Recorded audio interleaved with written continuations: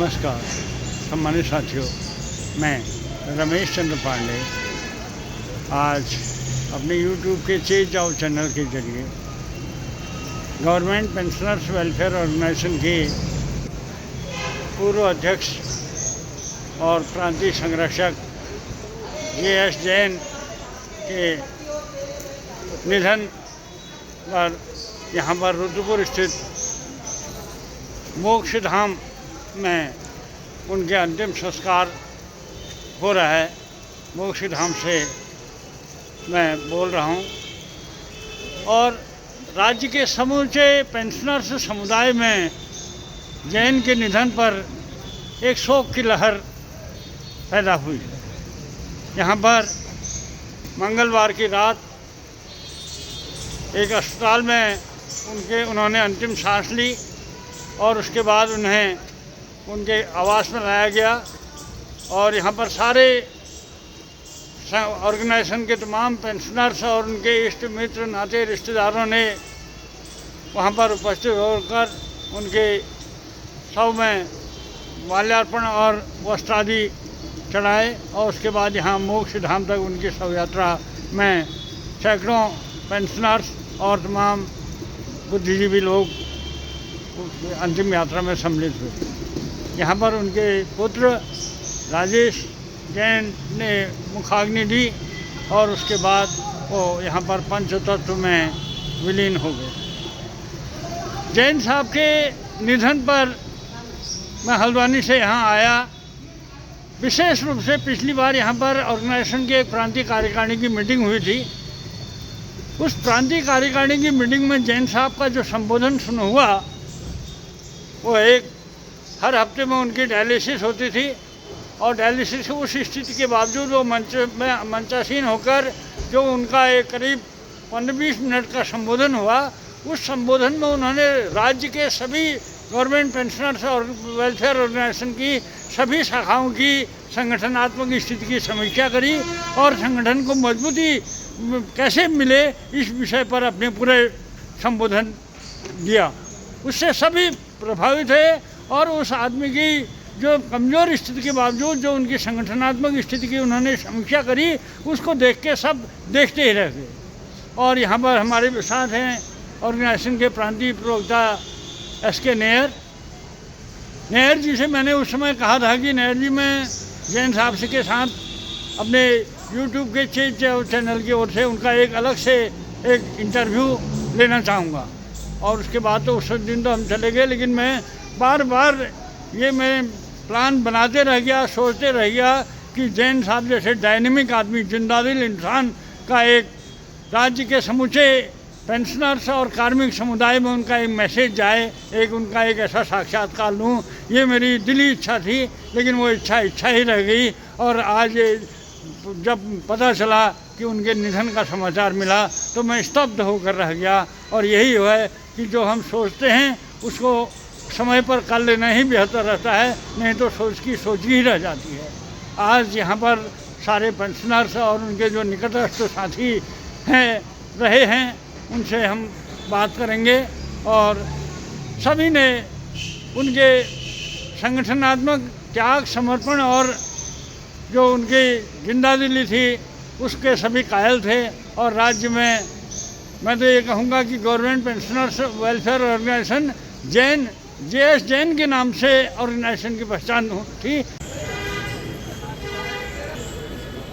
Government pensioners welfare organisation के पूर्व अध्यक्ष एवं प्रांतीय संरक्षक JS जैन की लंबी बीमारी के बाद मंगलवार की देर रात निधन हो गया और आज बुधवार को यहाँ रुद्रपुर स्थित मोक्ष धाम में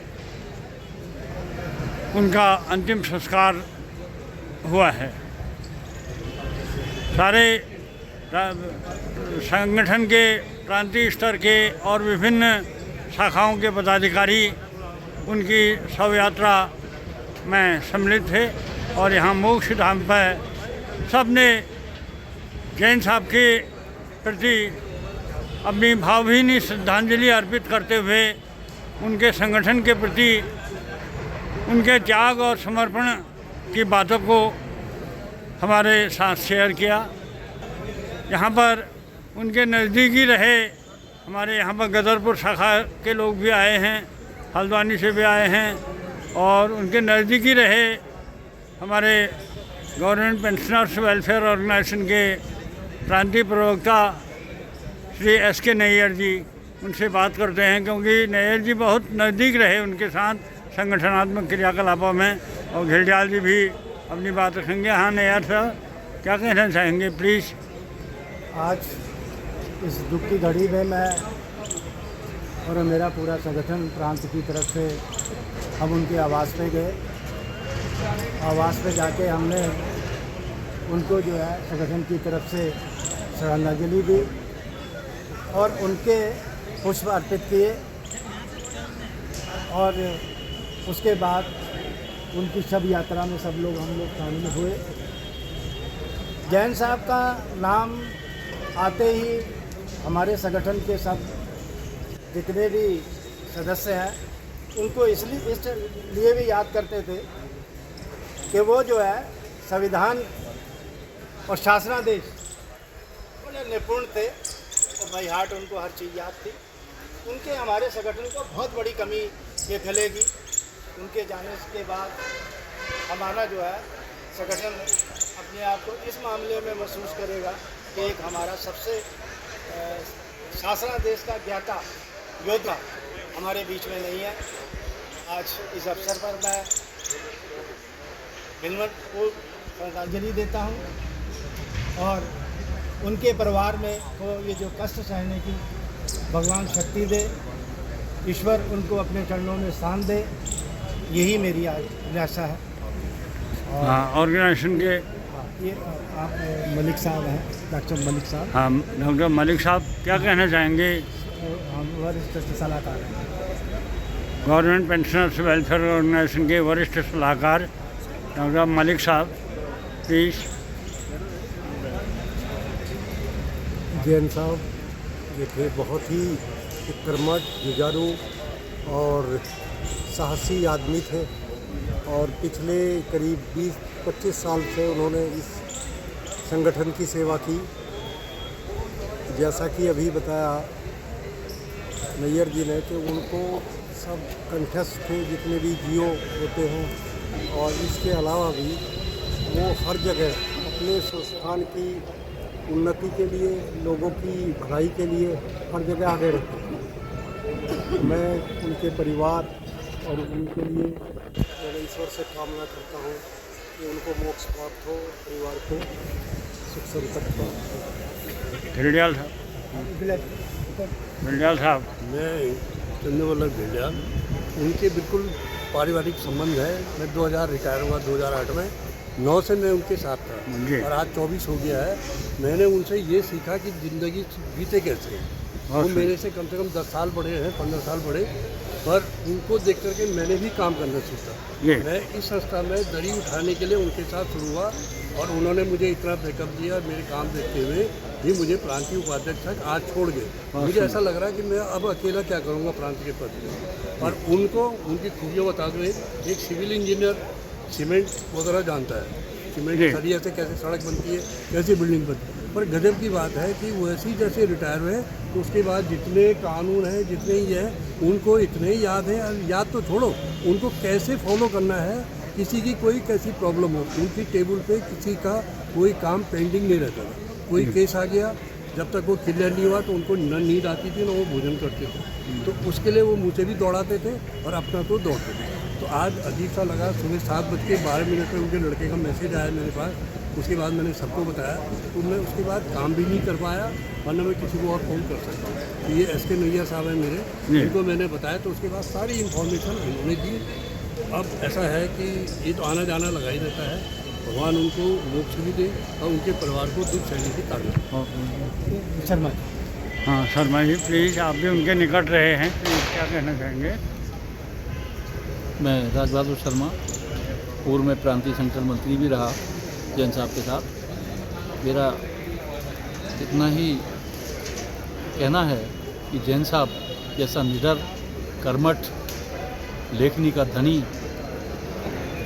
संविधान का ज्ञाता, शासनादेशों का ज्ञाता अब हमारे बीच में नहीं है और उनकी ये कमी निरंतर आजीवन इस संगठन को खलती रहेगी।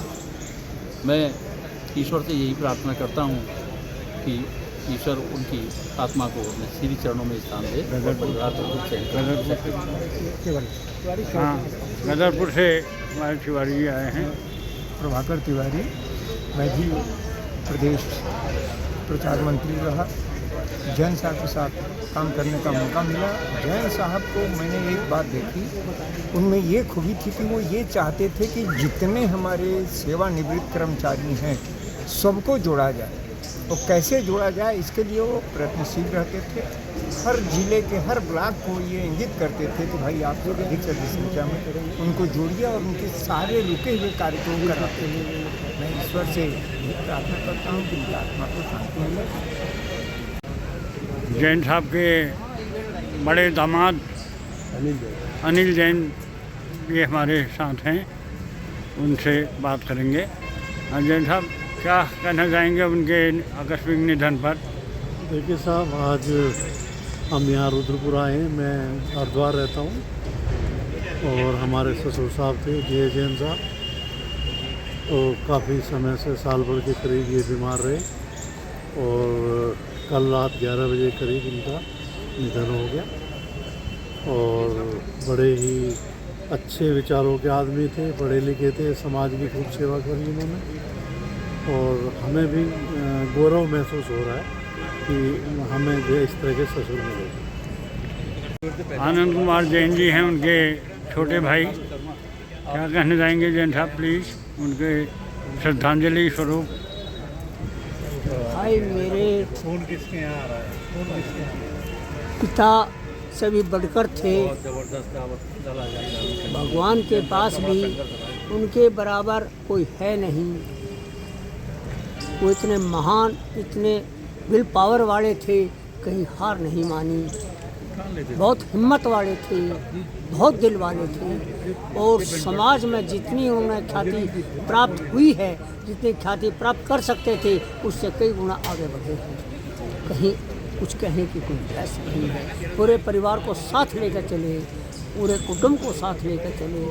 ऐसे जो दुख में भी कभी किसी को भड़क तक नहीं आने दी कि परिवार में दुख है, नहीं आने दिया कभी किसी को। कानों कान की खबर होने दी और बहुत ही हिम्मत के साथ सारे परिवार को साथ लेकर चलने में जितना अग्रणी हो रहे हैं, शायद किसी परिवार में इतना कोई कर पाता हो और इतना कोई अग्रणी रह पाता हो।